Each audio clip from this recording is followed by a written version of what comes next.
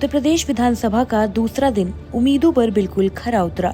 आशा थी कि सदन में गर्मी देखने को मिलेगी, शोर शराबा होगा, ठीक वैसे ही हुआ भी। सुबह 11 बजे सदन की शुरुआत हुई। स्पीकर सतीश महाना के चेयर पर आते ही कार्यवाही शुरू की गई। सबसे पहले नेता प्रतिपक्ष अखिलेश यादव ने स्वास्थ्य व्यवस्था का मुद्दा सदन में उठाया और चर्चा की मांग की और पहला बवाल हो गया।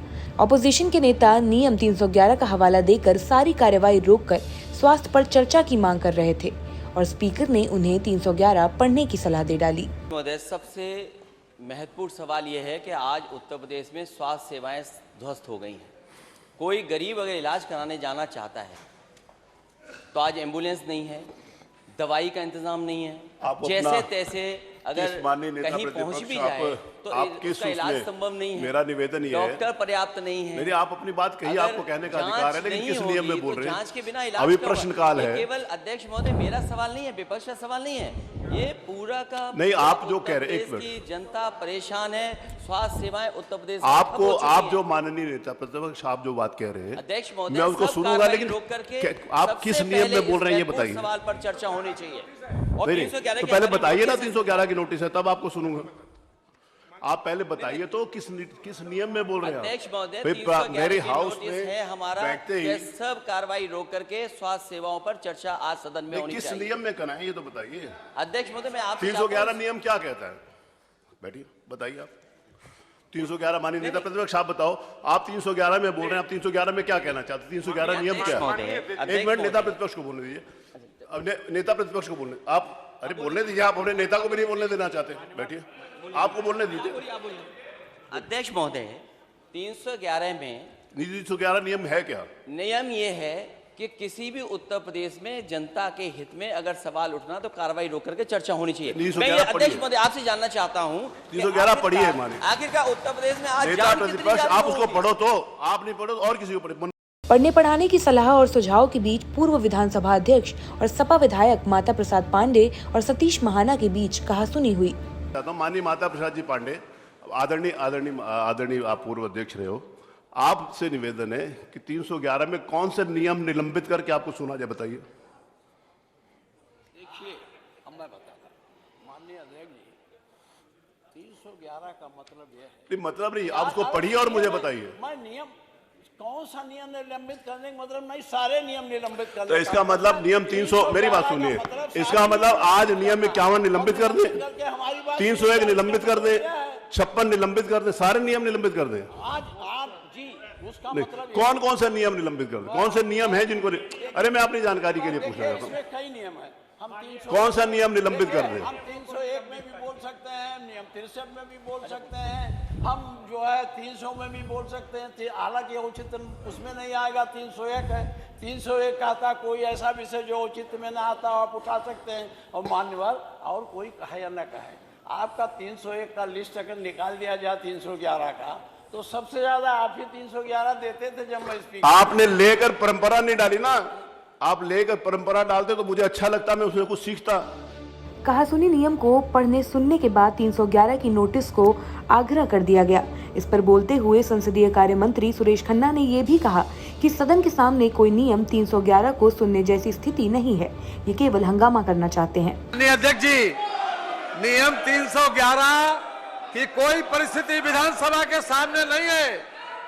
कोई परिस्थिति नियम 311 की विधानसभा के सामने नहीं है। इसलिए ये लोग केवल हंगामा करना, केवल सदन का समय बर्बाद करना और विधानसभा में चुनकर इसलिए भेजा गया कि ये अपने क्षेत्र की बात करें, विकास की बात करें, रचनात्मक सहयोग दें, और ये आप लोग अपनी जिम्मेदारी से भाग रहे हैं। कोई परिस्थिति नियम 311 की नहीं बनती। मान्यवर, ये लोग हाउस का समय बर्बाद कर रहे हैं। खैर, कहते सुनते प्रश्नकाल की शुरुआत हुई। प्रश्नकाल में शिक्षा, कृषि सहित कई मुद्दे उठाए गए, लेकिन विपक्ष के विधायकों की तरफ से जो मुद्दा मुख्य था वो था कानून व्यवस्था का, जिस पर सरकार का घेराव हुआ। माता प्रसाद पांडे ने कहा कि पुलिस को घर गिराने का काम दिया गया है, इसीलिए आपराधिक मामलों की विवेचना में देरी हो रही है और अगर अलग से विंग बने जांच के लिए तो सही रहे। जवाब में सुरेश खन्ना ने एनसीआरबी के आंकड़ों का जिक्र किया। पर जो उसी का ये परिणाम है मान्यवर। आपका जो प्रश्न है तो ओवरऑल कानून और व्यवस्था से संबंधित बात है मान्यवर, विवेचना की।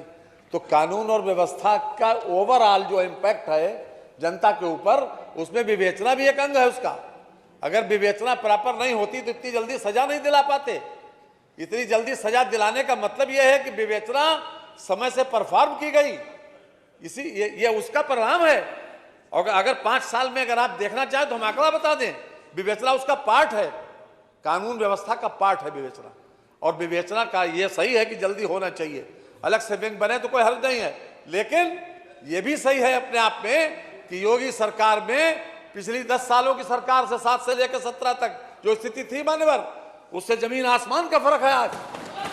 और हम आपको बाकायदा ये बता दें मान्यवर, कुल मिलाकर जो हमारे सामने स्थिति है विवेचना की ही वजह से, तो क्विक विवेचना की वजह से डकैती में 79.78% गिरावट, लूट में 60.40% की गिरावट, हत्या में 32.88 की गिरावट, फिरौती में 40% की गिरावट, बलात्कार में 22.64% की गिरावट। और मानवर एनसीआरबी की काकड़ा हमेशा कोट किया जाता था यहाँ, उस एनसीआरबी ने भी इस बार योगी सरकार को इस बात में अप्रिशिएट किया है मान्यवर। हमारा उत्तर प्रदेश में क्राइम क्या है स्थिति, उत्तर प्रदेश में जो एनसीआरबी की स्थिति है मान्यवर, हमसे 22 राज्य जो हैं वो मानवर ज्यादा हैं भारतीय दंड संहिता वाले मामले मानवर एनसीआरबी का है। हम आपको कहो तो हम आपको भेज दें मानवर। तो विवेचना मानवर उसका पार्ट है।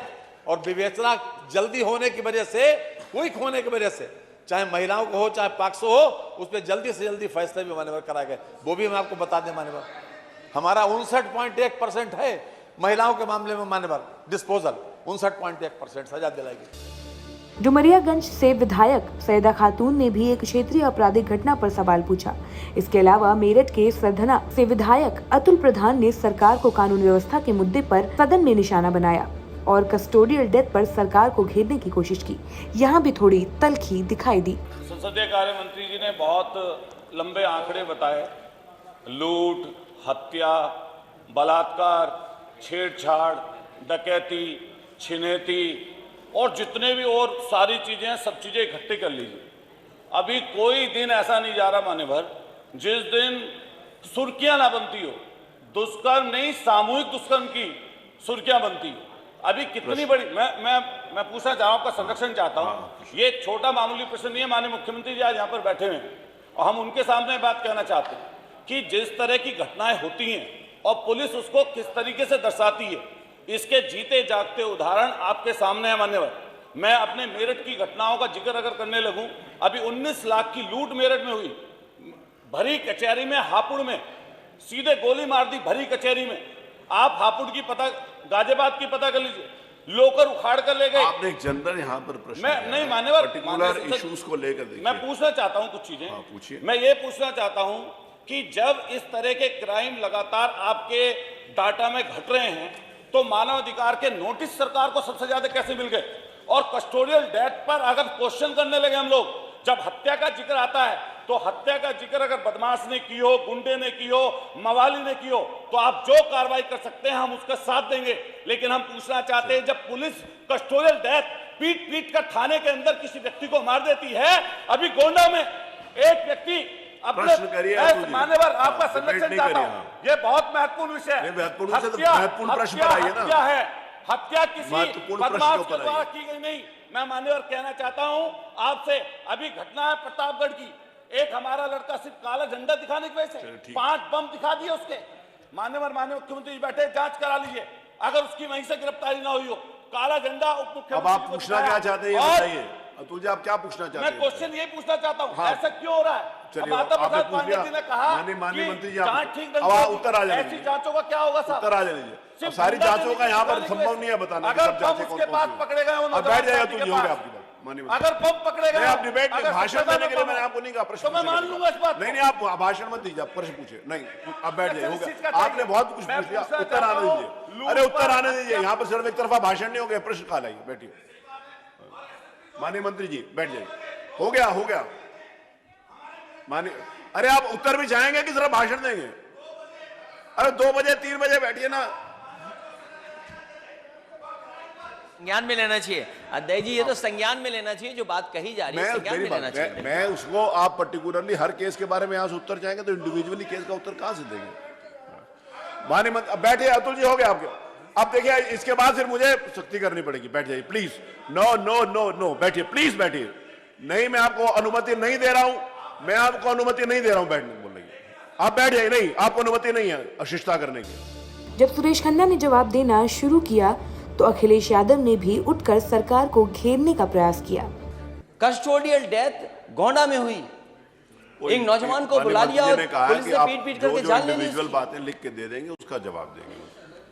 इसलिए अध्यक्ष महोदय, कम से कम पार्लियामेंट्री मिनिस्टर अगर बात संज्ञान में कोई पर्टिकुलर घटना दें तो जवाब देना चाहिए सरकार को। माननीय अध्यक्ष जी, हमने ये कभी नहीं कहा कि अपराधों को जीरो कर देंगे, ये कभी नहीं कहा। और ऐसा नहीं है कि आपके जमाने में अपराध नहीं हुए। अगर अपराध नहीं करना, जीरो टॉलरेंस क्या है अध्यक्ष जी? अध्यक्ष महोदय, जीरो टॉलरेंस क्या है?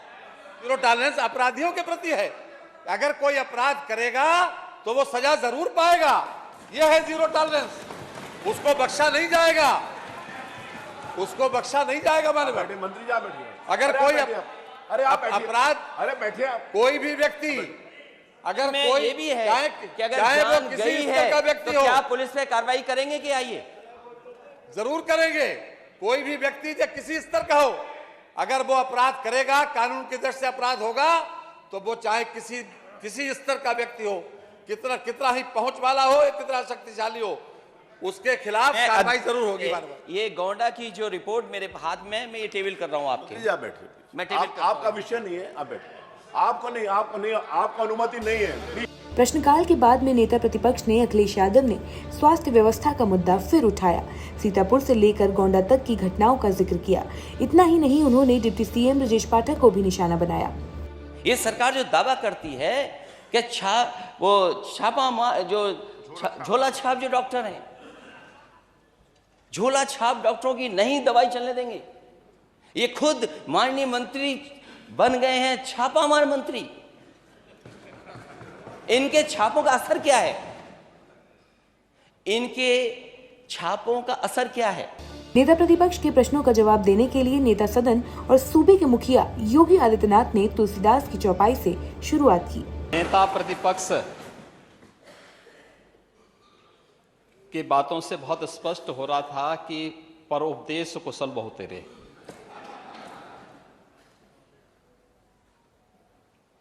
और उनको ये भी नहीं पता था कि वह जो बोल रहे हैं आखिर किसको बोलना चाहते हैं। इस प्रदेश में